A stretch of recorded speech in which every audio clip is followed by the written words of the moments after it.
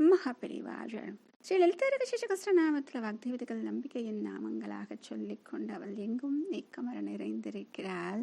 மிக பெரியதாக பார்த்தாலும் அனைத்திற்கும் மேலானதற்கும் மேலானதாக அவள்தான் இருக்கிறாள். நுண்ணியதாக பார்த்தால் அதற்கும் நுண்ணியதாக அவள்தான் அங்கு சக்தியாக இருக்கிறாள் என்று சொன்னார்கள். அடுத்ததாக இத்தனையும் நமக்கு தெரிந்த பிறகு அடுத்தது நாம் இந்த பந்தம் பாசம் இதையெல்லாம் விட்டு அவளுடைய சரணார விந்தங்களை வற்ற வேண்டுமே. அப்படி வற்றும் பொழுது என்ன நடக்கும்? அவள் தனக்காக நமக்காக என்ன தன்னுடைய கைகளில் வைத்திருக்கிறாள் என்று சொல்லக்கூடிய அற்புத ஸ்லோகம். ஓம் பாசஹஸ்தாயை நமஹ. ஓம் பாசஹஸ்தாயை நமஹ. அம்பிகையை சொல்ல ஆரம்பிக்கும் பொழுதே தியான ஸ்வரூபத்தில் இருந்து ஆரம்பிக்கும் பொழுதே அந்த ஸ்லோகங்களிலிருந்து ஒவ்வொன்றாக சொல்லிக்கொண்டேதான் வருகிறோம். அவளுடைய கைகளில் பாசம் அங்குஷம் இவையெல்லாம் வைத்திருக்கிறாள் என்று அந்த பாசத்தை சொல்லும் பொழுது நாம் சொன்னோம். அப்படிப்பட்ட அந்த பாசத்தை தன் கையில் கொண்டவள் அப்படின்னு சொல்லிட்டு எங்க இருக்கு? அவளுடைய இடது பின்னங்கையில் பாசம் என்று சொல்லக்கூடிய பாசக்கயிறு வைத்திருக்கிறார். இந்த பாசக்கயிறு அப்படின்னு சொல்லும் பொழுது அங்குதான் அந்த தத்துவம் புதைந்திருக்கிறது. இந்த பாசக்கயிறு எதற்காக அவள் வைத்திருக்கிறாள்? ஏனென்றால் நாம் பாசம் வைக்கக்கூடாது, பந்தம் இருக்கக்கூடாது, பற்றி இருக்கக்கூடாது என்று சொல்கிறார். ஆனால் அவள் எதற்காக அதை வைத்துக் கொண்டு காட்சி தருகிறாள் என்றால், அவள் என்ன செய்கிறாள்? இந்த ஜீவன்கள் அனைவரையும் இந்த பாசக்கயிற்றுக்குள் கட்டிவிடுகிறாள். கட்டிக்கொண்டு அந்த பாசக்கயிற்றினுடைய இரு முனைகளையும் அவள் தன் கைகளுக்குள் வைத்திருக்கிறாள். அதற்கு அழகாக உதாரணங்களும் முதல்ல நம்ம பார்த்துருக்கோம். எப்படி வயல்வெளியில் ஒரு மேய்ச்சலுக்கு மாடு வரும் பொழுது அந்த மேய்ச்சல்காரர் என்ன செய்வாராம்?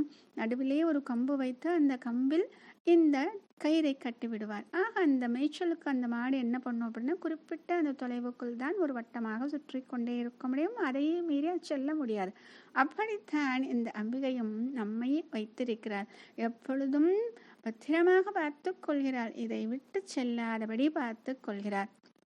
அப்ப இரண்டு முனைகளும் அவள் கையில் இருக்கிறது. இரண்டு கயிற்றினுடைய இரண்டு ஆரம்பிக்கக்கூடிய அந்த முனைகள் அவகிட்ட தான் இருக்கு அப்படின்னு சொல்லி பார்த்துட்டோம். அப்ப அந்த பாசத்தை இங்கு அவள் எப்படி வைத்திருக்கிறாள் என்றால் ஒரு ஆயுதமாகவே அவள் வைத்து கொண்டிருக்கிறாள். ஏன் ஆயுதமாக என்றால், ஏனென்றால் அந்த பாசமானது எப்படி இருக்கிறது என்றால் நமக்கு ஒரு தீங்கு தரக்கூடியதாக இருக்கிறது இல்லையா? அப்ப அந்த தீங்கு தரக்கூடிய விஷயங்களை அவள் அழிக்க வேண்டும் என்றால் ஆயுதமாக மாற்றினால் மட்டும் தானே முடியும். ஆக அந்த பாசம் என்ற கயிற்றை ஆயுதமாக வைத்து கொண்டு நம்மை இந்த பந்த பாசத்திலிருந்து விடுவித்து தன்னை நோக்கி அழைத்து வருவதற்கு அதை உபயோகப்படுத்துகிறார் அப்படின்னு சொல்றோம்.